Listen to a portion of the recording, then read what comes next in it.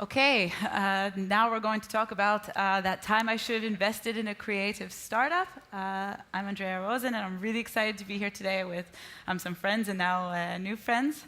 We have Larry Tsai, Joyce Lu, Noordende, and Mercè Tell. Maybe we can just do a quick round of some introductions before we really get into it. Mercè? Hi, I'm Mercè Tell. I lead Nekko Capital. It's a venture capital firm which is based in Barcelona and London. Actually, we are raising our first fund. We launched the company 1 year ago. My previous background was working on the VC world already for 15 years, mainly in Barcelona. Before that, I was working on the corporation for enough time to decide that I wanted to work with startups. And in the meanwhile, on my maternity leaves, I launched 2 creative startups. So that's why I guess you've been inviting me to this panel. Yeah, so hi, I'm Tom van Noorten. I'm a former startup founder who turned to the dark side about 5 years ago. Made 17 investments so far. And the last fund that we're currently building is a fund called 01 Ventures. We're a deep tech fund, so we love foundational technology, actually the stuff that Europeans are really good at, but really bad at selling and building it to the next level. And that's where our passion lies. We typically invest in the Netherlands, the Nordics, and the UK, but we're also actively looking at countries like, for example, Spain, in particular, of course, the capital cities in Barcelona and Madrid. And next to that, I try to spend most of my free time in order to empower entrepreneurs, and that's also why I travel to a lot of cities to get that tech circus going through an ecosystem in order to help develop entrepreneurs and let them show that there's always an alternative towards capital and knowledge. So that's me. Hello, hi, I'm Joyce Lu. So I'm from Taiwan and now based in Singapore. So originally I worked for corporate. I worked for Apple as an engineering project manager. And then I co-founded a company with my colleagues, Exit. So after that, I became an angel investor for 4 years, and now we are setting up our first fund focused on digital healthcare. Yes. My name is Larry Tsai. So I am a general partner of a fund called Q Venture Partners, which invests in early stage hardware and enabling technologies. We invest in early stage companies, typically in the IoT industry for auto, and advanced materials, sensors, and other enabling technologies. I also run another company called Q Design Studio, which is a product development consultancy, which helps facilitate a lot of product development and de-risking hardware development for our companies. I've been doing this for about 20 years. I've launched probably well over 100 products, so deep knowledge in hardware product development and manufacturing. Now, the theme of this talk is a bit about regret and what we regret not investing in. There's such a wealth of experience here on stage, but I'd really like to start first off with Larry. What are some of the regrets you have about what you didn't invest in, especially in regards maybe to creative tech? So I'll talk about regrets in sort of 2 examples. One is when I should have, and one is where I shouldn't not have. On the should have, we worked with, on the studio, as I mentioned, Fitbit, which I'm sure all of you probably know, a year after they were founded in 2010. So this was early days when they were just a startup in San Francisco. So my team in Hong Kong, where I'm based, was helping them doing manufacturing and getting to scale on the very first product, the Fitbit One, which was the clip-on. The regret at the time, in the sense that we didn't have the fund that didn't exist back then, but we could have probably done some investment back then. Naturally, Fitbit is now very successful. We helped them when they were a startup to scale over the course of 6 years as they grew, and we were a service provider, so we weren't a fund at the time. But obviously, looking back, the decision would have been easy had we known. The challenge then was wearables as a category was still very, very new, right? They really created a lot of the momentum around that. And no one really knew how big that was at the time, certainly not myself. And so, turning back in time, I think the lesson is to really look at shifts in technology trends and how that can be an opportunity if you can really understand how this is going to change how we potentially work and live. Good. Ton, can you follow up on that? Well, so in terms of regrets, I've had like hundreds. There's so many companies. Give us 3. Yeah, no, I can give you a couple. But so one of the things, of course, is inherent in our business is, for example, with our fund, we currently have 150 million euros that we're going to invest into 20 companies, but we meet with thousands every year. And then My regret is particularly in the creative space. We invested in a company called ABOS, which is an artist agency software for actually DJs and managers. So they currently have onboarded 80% of all the DJ Mac 100 DJs in the world. So they're doing actually really well. But my regret is that when we started investing in creative companies, I didn't understand that the vibe is completely different. So we threw a couple of term sheets towards those companies that we looked at, and they're immediately scared away, like, this is not how it works, although actually we're pretty transparent in standard terms. So it took me quite some time to understand how to actually engage in a different way. And that's definitely something that is, in the creative industry, that's definitely something that is there, that you don't have a regular tech. So from that perspective, I also think that the creative industry is at the moment kind of a greenfield area for investors. Not a lot of people step into this space. And of course now I invest also in deep tech areas, so not so much anymore. But is that the bigger problem, though? Not just you're scaring them away with term sheets. You were willing to give them the money. The question is also finding the trick within the creative startups that said, oh, I really want to be a part of that. That's going to be big. Yeah, exactly. And the teams are set up differently. And then, like I said, we don't even look at particular, well, at the moment we look at engineering talent, so they probably have a PhD or they're a computer scientist. But back then, particularly, we didn't. It's tough to find them, right? So they could have been a rodeo manager for a big artist and then start a company and be passionate about it, but don't know the basics of how to build a company and take it to the next level. So how to build a team and a foundation. And from an investment perspective, if you then talk to those companies or those people, you don't get the right feeling, is this person capable of building a company? Now, of course, we've seen with Fitbit and many other examples, they're able to build, or Spotify, to build billion-dollar companies as well. So it's a different mindset, different type of glass you need to put up as an investor. Sure.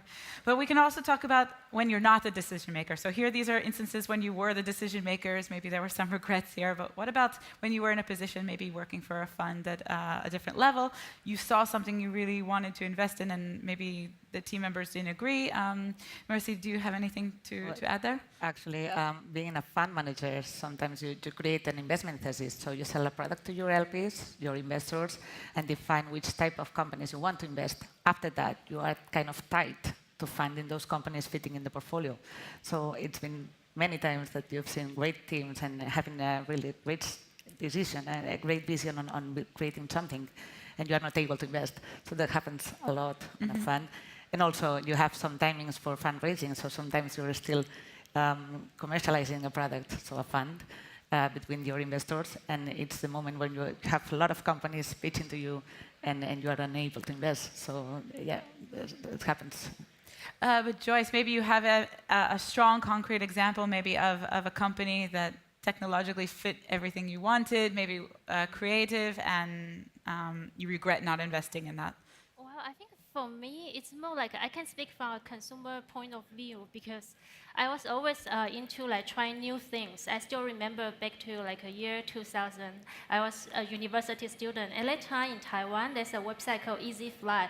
That was the first website allow you to buy flight tickets online. And I was so excited. I get my credit card and I started using it, and I love it. But it didn't realize I could be an investor. I could talk to them this is going to be great. I just know, oh, I love this product. And after a couple years, Amazon, Apple, all these products I love, but I can only buy their stock. Unfortunately, I didn't hold the stock long enough. But just over the process from a consumer, I just know, oh, I love this company. I love the product. But I didn't know, oh, you can actually be an investor. Even when I start working, I have money, I could be an angel investor to invest. But there's no ecosystem in Taiwan back then. And even a couple examples, when I was working in Shanghai, from 2006 and 2009, there are lots of companies booming. I'm a consumer. I saw the app, I saw the service, I love it, but just didn't occur to me until later I moved to Singapore, and then I realized, wait a second, actually everybody can be an angel investor. Even when your friends or people around you, you saw a good idea, you spy it, you love it, but you couldn't make this happen. That's more my regret, wow, I spied so many interesting things, but I didn't invest. But that is a really interesting point because you're talking about it from the view of a consumer, which is very different from the view of an investor. I mean, obviously, if you believe in the product, you want to invest in it, but we have to specify some of the differences because just because you like it, that doesn't mean you want to invest in it. Mercè, I'm sure you have good examples. Actually, you have to see a good business model backing it. When you are managing funds from third parties, you have to be responsible on what you invest, and you have to choose, managing a fund has its own expenses. So just from scratch, you have to take into account how the cost of managing the fund itself. So those companies that are going to be investing, you have to ask them to have really able to scale, to have really a steady growth, and also to see that there's opportunity for them to be bought in the future. So there must be a fitting also with a potential corporate willing to enter in the market or other investors to take over on your position. So there's many things that make you choose on. Of course, I mean, and so many of us come from deep tech backgrounds, and I'm sure we can look at it and say, okay, when you're looking at a deep tech startup, you have all these very strict KPIs. But with creative and especially technology that's for the arts, we're looking at a bit different. So maybe we can talk about some of the different KPIs we should look at when it comes to investing. I do have one more example of the creative industry where it was a big miss, certainly. But we weren't positioned to invest in this company at the time, but a little company called Snapchat. So actually, Evan Spiegel, he invented Snapchat as a project out of Stanford, if you know the story. The professor of that was actually my former partner from the design firm. And I remember the conversation we were having during one of our partner meetings, telling us about a student with this app that, where the picture disappears. It's like, okay, that's interesting. What's the use case, right? And then, of course, many years later, here we are. So, at the time, they weren't actively asking for money, and at the time, none of us really got it, right? And I think there's a couple of things. One is there are going to potentially be gaps in, I think, age as well as industry, understanding this type of application, but also it's really hard to predict, right? How could you have possibly said when it was a cost project, Snapchat would be what it is today, right? At the time, what was the use case of an 8-second disappearing app? Larry touched an important point. And the thing is, for example, if you look at millennials right now, I mean, Facebook is not even in the top 3 of the social networks, of course. And then a lot of the times in the creative space, technology, it sounds so simple, like, a platform 2 or Spotify. You don't see it at the moment, right? And then if you're too late, you're going to miss the window to invest. And that's also one of the regrets that I made is I would have loved, in retrospect, I would love to invest in a couple of founders and lost my money the first round, because now they're building fantastic technology, and I'm not ever going to get in for this company, right? So that's also one of the things. So it's momentum. Do you have the capital to deploy? Have you invested in a company that's based in the same, just before? I'm not really sure if within the creative industry we're going to see the really simple marketplace models anymore. I'm more thinking about decentralization. So from my perspective, it doesn't make sense to have Spotify or Facebook as your data provider or central identity. So we're going to see potentially platforms that actually open up that space and put the power back to the consumer. So it's instead of provider-centric, it's consumer-driven.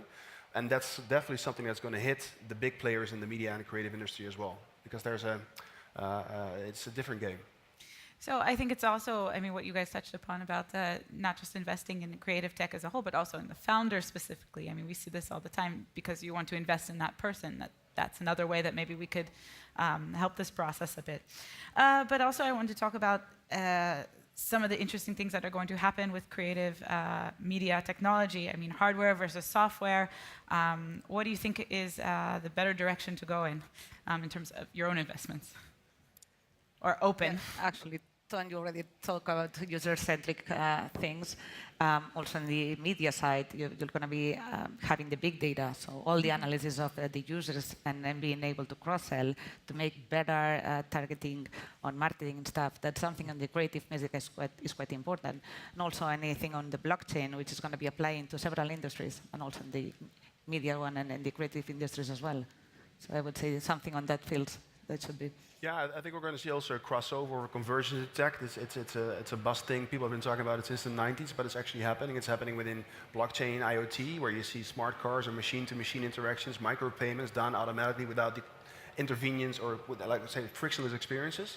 And in particular, within the creative industry, what I see right now, you have platforms that accumulate large amounts of data in video and audio. We, for example, invested in a company in Helsinki, Volossa, a spin-out of Oulu University, and they have built a device that actually can identify and interpret videos as humans can. So they can identify objects and logos and people and places and audio. And we're going to see that applied into this space as well. So what if you could sort of like discover every video within YouTube and create YouTube video channels instead of like regular, generic streaming? So that's definitely a space that we're also looking at. So it could also be a crossover between traditional tech and media tech. Yeah, I think the blurred lines are what's extremely interesting about these industries coming up now. Exactly what we touched upon with how, especially with everyone's deep tech experiences, how this is all blurring together. So something that you might have only experienced in digital health startups, so now you're going to start seeing in creative technology, a blockchain, IoT, artificial intelligence. What are some of the companies, are any of you, besides Velosa, any of you investing in any companies now that represent some of these deep tech as well as media or creative, sorry? Well, I'll talk about deep tech. We do less creative, but in terms of deep tech, the way we start to view it now is it's really hard to predict consumer trends, predict sort of what is the next Fitbit. Coming from Silicon Valley, you've seen so many companies that had potential, the right pieces and ingredients in place, but yet they fail.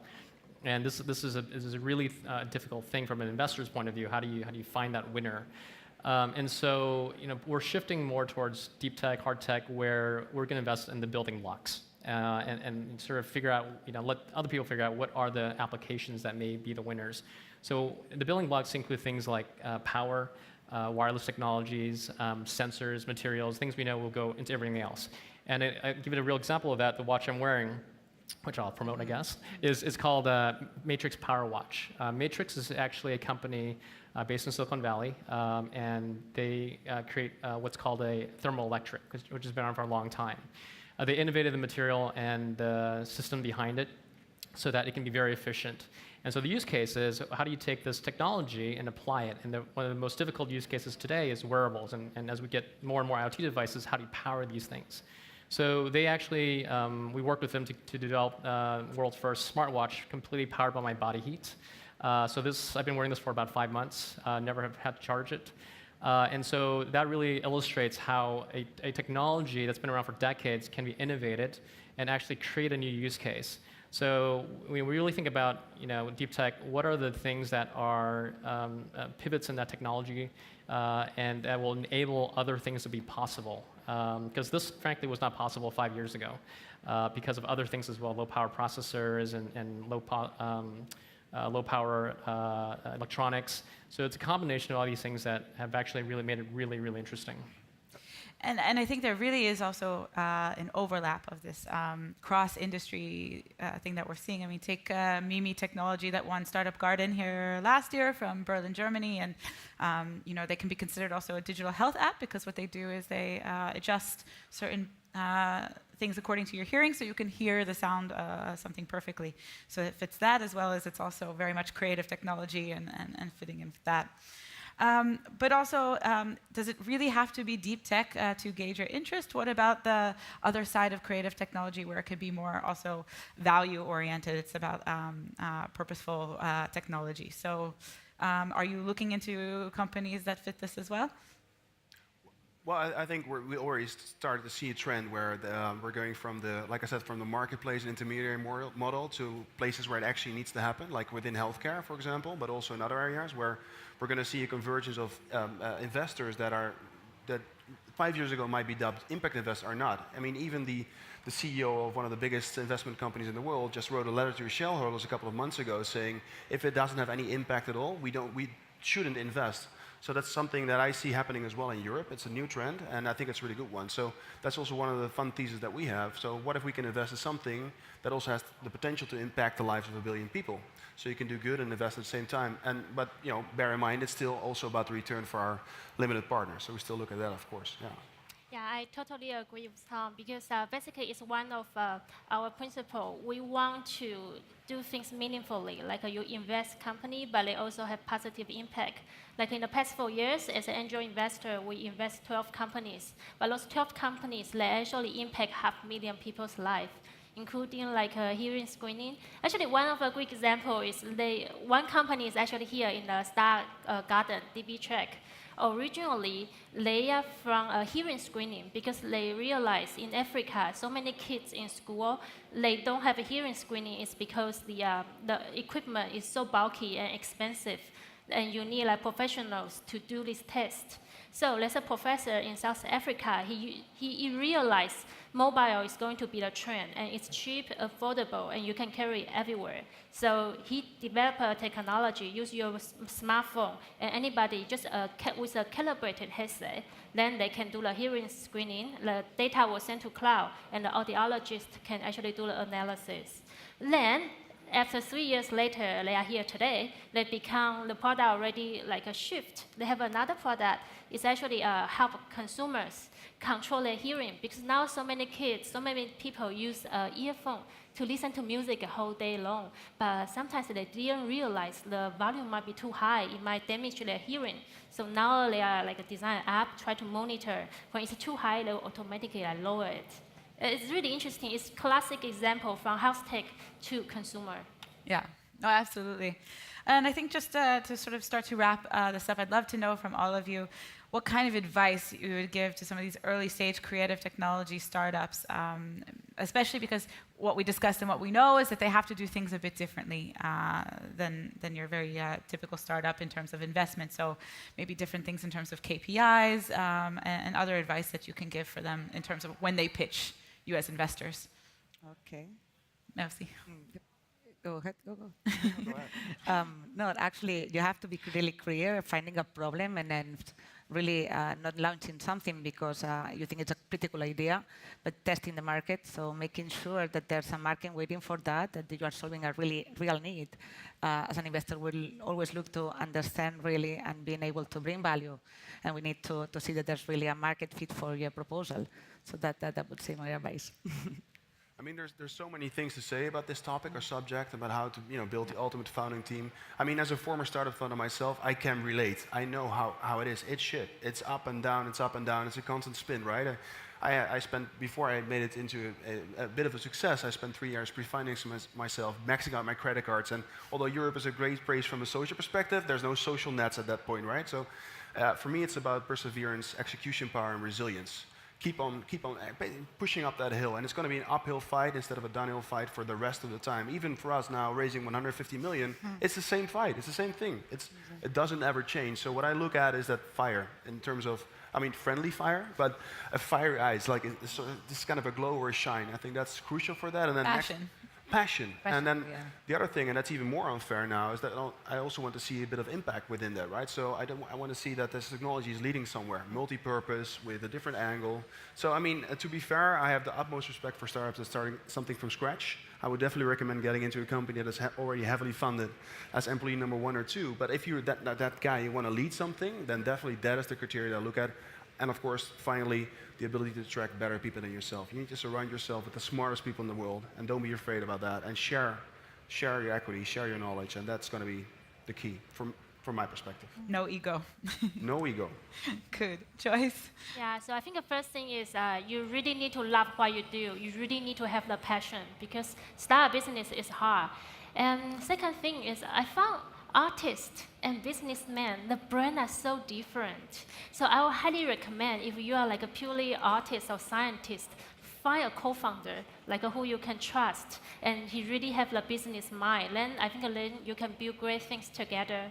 And also early stage, investors are so important for the first money in, because sometimes investor can really guide you to the right direction and can open lots of doors to you. So try to get smart money, not just money, but also like a guidance, people who can really help you, believe in you. Yeah. I guess I'll give a few pieces of advice. One is just to echo, making sure you have a good, strong team, and especially those around you, because early days, your product will pivot many times, and you really want to make sure you have the right team to help you see those really tough times and be smart about it. You need to have a lot of grit, I think. Grit is like one thing to look for, whether or not you can really figure out through those challenging times of how to solve the problem. I think in terms of what you're solving, this is, you've probably heard this many times, you have to pick a problem that's solving, or you're solving a problem that a lot of people have, right? If it's solving a problem that only 500,000 people have in the world, it's not really scalable. So how do you think about your startup, and how do you think about it scaling to a point where you're solving a problem for many, many people?